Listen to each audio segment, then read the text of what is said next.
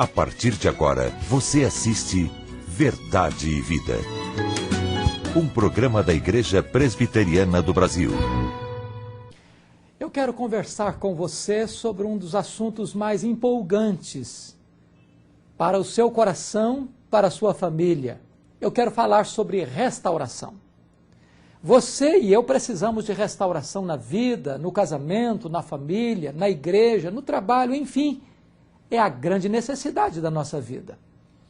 Nós vamos expor o Salmo 126, que fala de um passado de glória, de um presente de crise e de um futuro de oportunidade. Este é um assunto que vai trazer luzes novas para a sua vida, certamente vai trazer diretrizes extraordinárias para o seu coração. Eu quero convidar você para ligar para o seu amigo, para convidar a sua família, para você assistir este programa e receber de Deus tudo quanto Deus preparou para o seu coração neste momento. Estou aguardando você e toda a sua família. Verdade e Vida. A palavra de Cristo para uma vida melhor. É com alegria que temos aqui no nosso Verdade e Vida a presença do reverendo Ailton Gonçalves Dias Filho, que é pastor da Igreja Presbiteriana Central em Americana. Seja bem-vindo, reverendo Ailton. Obrigado. A Igreja Americana, reverendo, nós conversávamos um pouco antes, há 40 anos tem um retiro para idosos, há 37 anos tem um serviço social presbiteriano de Americana, onde assiste famílias, adolescentes, e tem o grupo de apoio Amor Exigente, que é apoio a dependentes químicos e famílias desses dependentes. Hoje são mais de 100 famílias que toda quinta-feira participam em sua igreja. E eu queria começar a nossa entrevista, que hoje vai tratar do tema responsabilidade social da igreja. A dependência química é uma doença sem cura? Eu creio que sim. A medicina ainda não descobriu uma cura para a dependência química. O dependente químico será eternamente um dependente químico. Mesmo aquelas pessoas que se converteram a Jesus Cristo devem evitar completamente o álcool, porque qualquer gota de álcool para um dependente químico vai despertar no seu organismo um frenesi que vai desembocar no uso desenfreado do álcool. Então você não vê ex-alcoólatra, você vê alcoólatra que está consciente do seu problema, que já admitiu que é impotente perante o álcool. Então qual é a cura dele? Evitar contato com o álcool. Esse estará curado, entre aspas, mas ele não pode brincar com o álcool. Até mesmo o cálice da ceia, um pequeno cálice, se for servido vinho, aquele pequeno cálice vai despertar no organismo dele um retorno ao álcool. Então tem que tomar cuidado, mesmo aqueles irmãos que estão convertidos a Jesus Cristo hoje, tem que tomar cuidado, porque não é brincadeira o álcool. O senhor falou no álcool, e o álcool é socialmente aceito, né? Sim. Então nós vemos aí que o próprio cigarro já houve uma baixa do número de fumantes, fruto do próprio ação do governo, as políticas públicas do governo, onde proibiu o fumo em locais públicos e tudo mais. A questão do álcool, pelo contrário, existe um lobby muito forte das empresas de bebida, onde existe de manhã, de tarde, todo programa de esporte tem um álcool envolvido. E o álcool em si, se tomarmos só as cidades grandes, de médio porte e grandes, morrem mais gente no final de semana, mais jovem no final de semana, fruto do alcoolismo, certo? Da bebida socialmente aceita, do que morreu no desastre do Gol. Então, esse álcool tem cura para o jovem que está vivendo essa realidade? Veja bem, a dependência do álcool, a meu ver, ela é 10 vezes pior do que a dependência, por exemplo, de uma cocaína ou de um crack. Porque o álcool, o acesso ao álcool é fácil, de fácil acesso, é uma droga lícita, você pode sair daqui e comprar cachaça, cerveja, ou isso que for, comprou, pagou, ninguém vai te importunar. Mas, então, o acesso a ele é muito fácil. O estrago que ele faz na família é terrível. A vida de uma família que tem problemas com o alcoolismo vira um inferno, precisa procurar ajuda. E as nossas igrejas podem acolher em seus locais de culto, ali na sua sala de escola dominical, grupos de apoio para atender famílias, porque hoje não tem uma cidade que não tenha problemas, infelizmente, com alcoolismo. Então, as igrejas poderiam acolher, sim, em seus edifícios, grupos de apoio que orientem a pessoa a sair dessa situação. Reverendo, hoje acho que é muito difícil um ambiente social onde não existem as pessoas dependentes não só das drogas lícitas, tipo álcool, mas das drogas ilícitas. Eu moro num condomínio onde volta e meia existe problema de adolescentes, de jovens que estão envolvidos com drogas não lícitas. E qual é a solução que se tem para essas famílias que estão vivenciando isso dentro da sua própria casa? Procurar ajuda. Enfrentar o problema e procurar ajuda. A droga hoje, infelizmente, ela está atingindo pobre, rico, evangélico, católico, ateu, à toa, qualquer pessoa, infelizmente, pode ser vítima da droga, qualquer família. Então, o que fazer? Procurar ajuda imediatamente. Embora seja uma luta ingrata contra a dependência química, o que tem que ser feito é encarar o problema e procurar ajuda o quanto antes. Nesse sentido, há vários grupos de apoio, casas de recuperação, para tentar conscientizar o usuário do problema que ele tem. Como eu disse, a dependência química é uma doença que não tem cura para isso. A cura que existe, entre aspas, aí, é exatamente a conscientização que o dependente precisa adquirir. Eu sou impotente perante o álcool, perante as drogas, e eu preciso de ajuda. Então, buscar ajuda. Né? Nesse sentido, o caminho está por aí. Finalizando, eu queria que o senhor deixasse aqui uma mensagem para os amigos telespectadores e também para o tema do nosso programa, a questão da responsabilidade social da igreja. A igreja é responsável pelo resgate dessas vidas que se encontram em situação social de risco ou envolvidas com qualquer tipo de drogas? Eu creio que é totalmente responsável, porque eu não creio num evangelho divorciado da realidade onde nós estamos inseridos.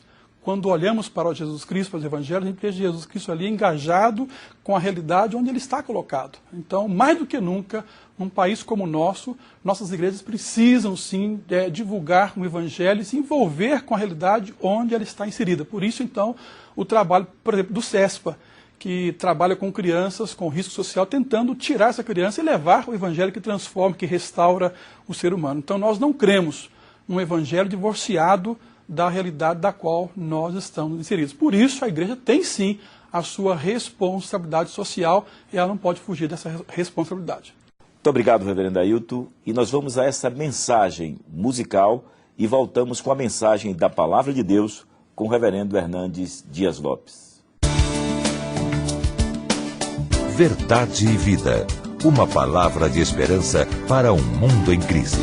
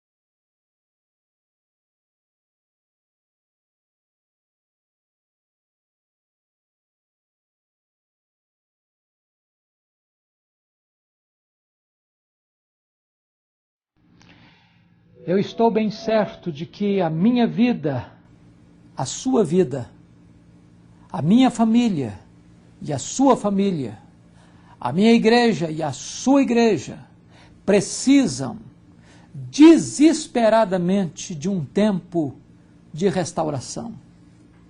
Se formos honestos, precisamos admitir que nós não estamos sendo o que deveríamos ser.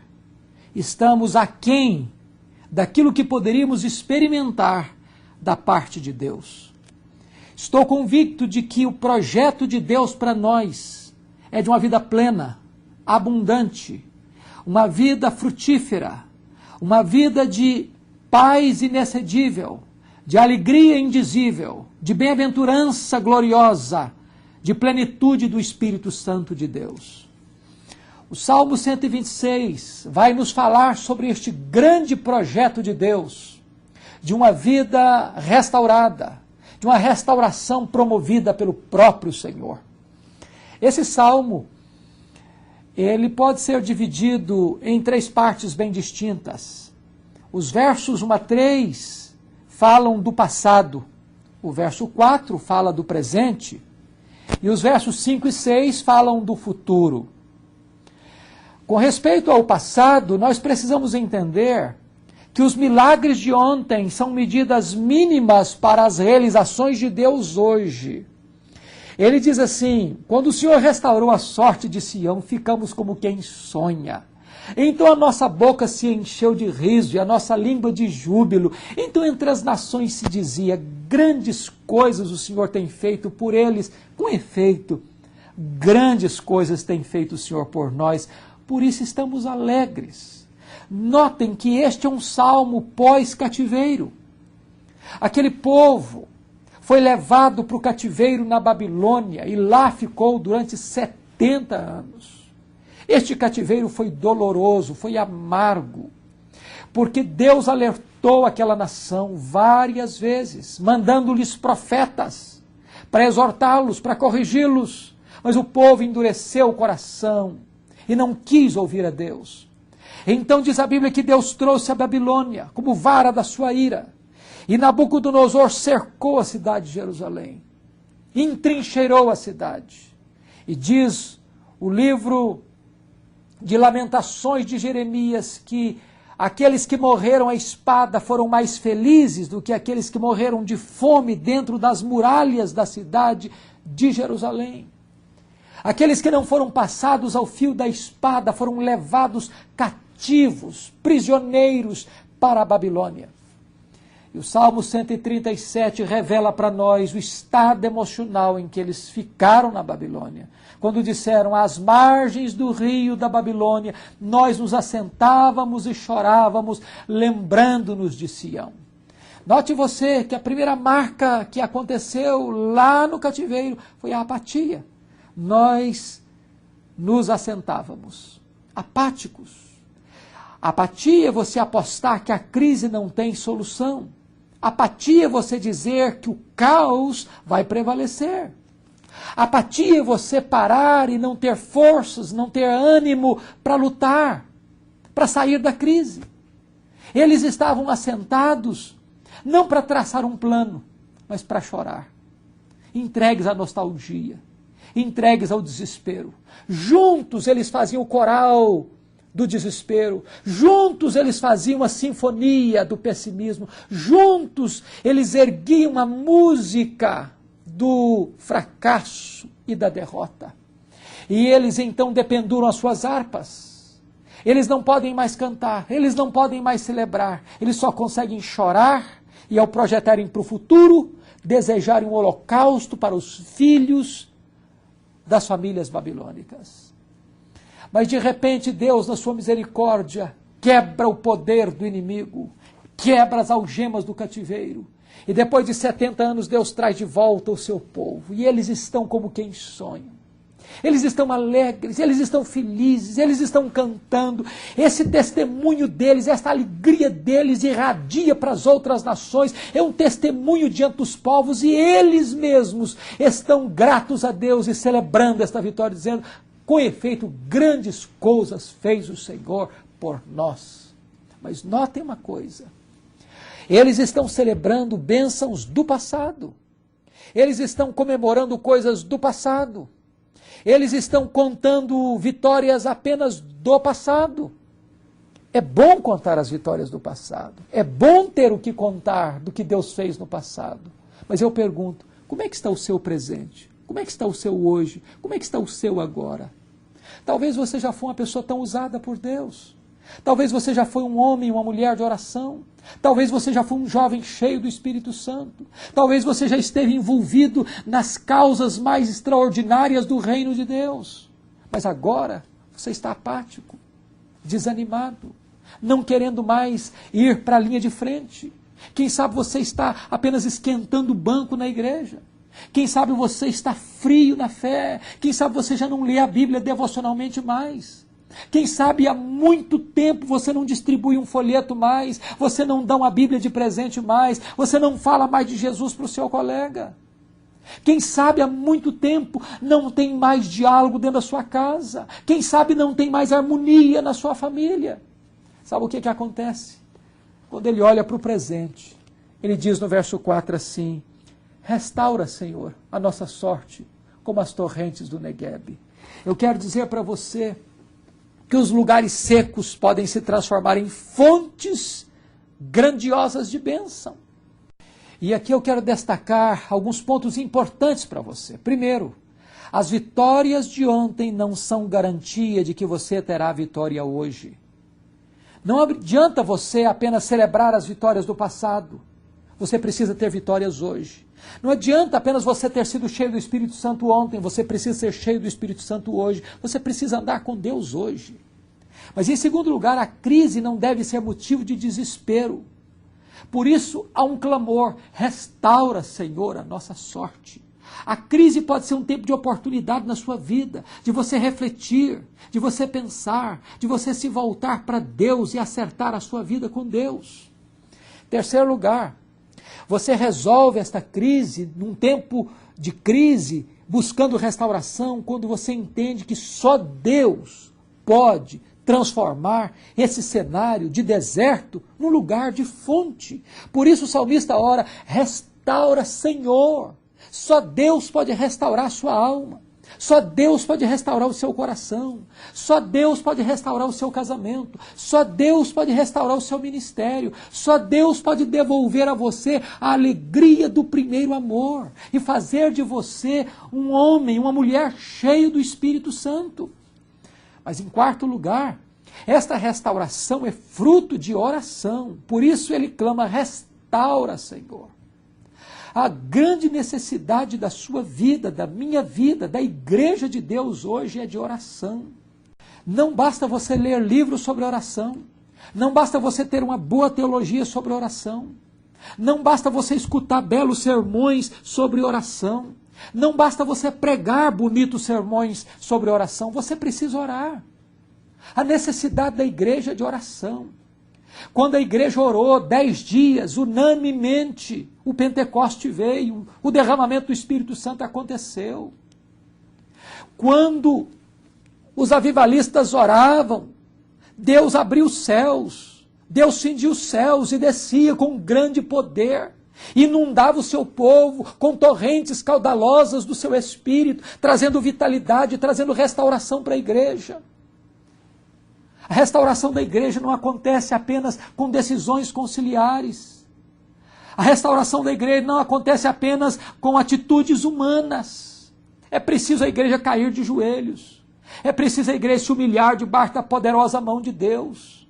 Deus disse para Salomão: se o meu povo, que se chama pelo meu nome, se humilhar e orar e me buscar e se converter dos seus maus caminhos, então eu ouvirei dos céus, eu perdoarei os seus pecados e eu sararei a sua terra. Deus pode restaurar a sua vida. Faça o propósito de orar, de cair de joelhos diante do Deus vivo, porque Ele tem poder para fazer novas todas as coisas, para pegar os cacos da sua vida, da sua família e fazer um vaso novo, um vaso de honra para a glória do seu nome. Mas em quinto lugar, veja que o salmista está pedindo um milagre para Deus. Ele diz: restaura a nossa sorte, Senhor, como as torrentes do Neguebe. O Negueb é o maior deserto da Judéia, um lugar de montes e de vales, de pedras, de cascalhos, de areias mortas. Durante 11 meses, essa região desertificada percebe a secura do deserto. Lugares que outrora haviam corrido leitos de rios e de córregos, são hoje estradas empoeiradas. Mas acontece que quando chega o mês das chuvas, e as águas das chuvas descem das encostas das montanhas, rolam para esses leitos secos e vão se formando leitos vivos de águas correntes, e de repente aquelas águas vão se tornando caudalosas e vão se formando o que eles chamam de vadis, de fontes. O salmista olha para esse fenômeno da natureza e diz: Deus, faz a mesma coisa na minha vida. A minha vida está um deserto, está seca, está árida. Eu não tenho alegria, eu não tenho prazer, eu não tenho contentamento em te adorar, em te servir. A minha casa tem aridez, no meu trabalho tem aridez, na minha igreja tem aridez, mas Deus, derrama a chuva do teu Espírito. Faz, Senhor, as areias esbraseantes do deserto do meu coração se transformar em fontes, em águas vivas, em fontes vivas.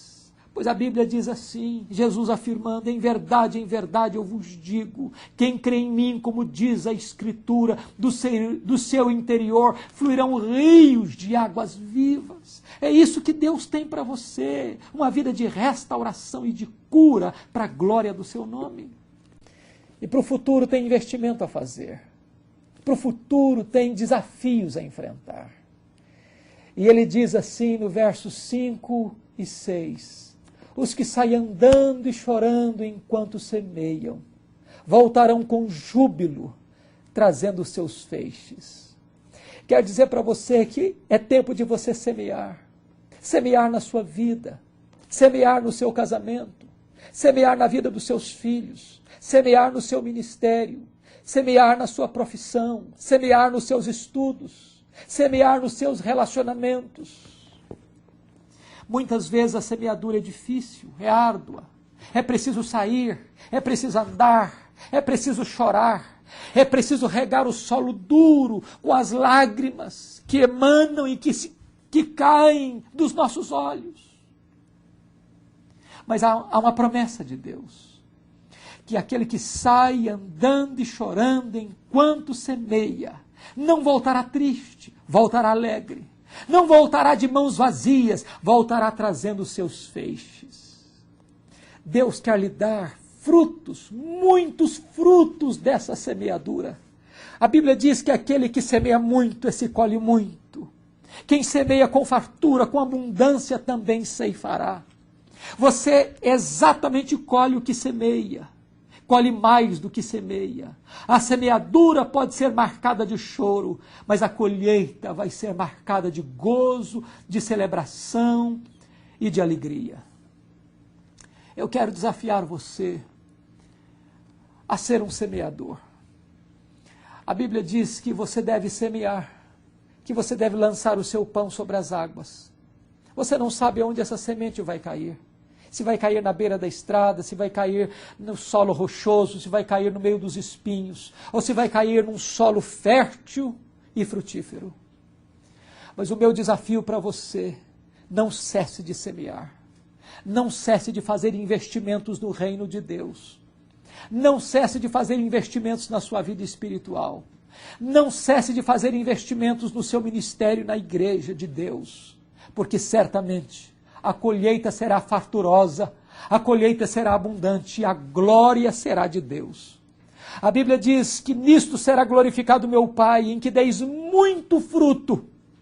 Que coisa maravilhosa você poder chegar até Deus, não de mãos vazias, mas trazendo os seus feixes, trazendo os seus frutos, trazendo aqueles que você ganhou para Jesus. E Jesus então vai olhar para você e disse: filho, bem-vindo ao lar. Servo bom e fiel, tu foste fiel no pouco, agora sobre o muito eu te colocarei. Este é o desafio para você. Esta é a ordem de Deus para você. Este é o privilégio que você tem, o privilégio de ser um investidor no reino de Deus, de ser um semeador na seara de Deus, e você tem uma recompensa. Você vai voltar, não de mãos vazias, mas trazendo os seus feixes, e estes feixes hão de trazer glória para Deus, trazer crescimento para a igreja, trazer alegria para o seu coração. Que Deus te abençoe e que seja este o tempo de restauração para a sua alma, em nome de Jesus. Amém. Verdade e Vida, mostrando o caminho do perdão e da vida eterna.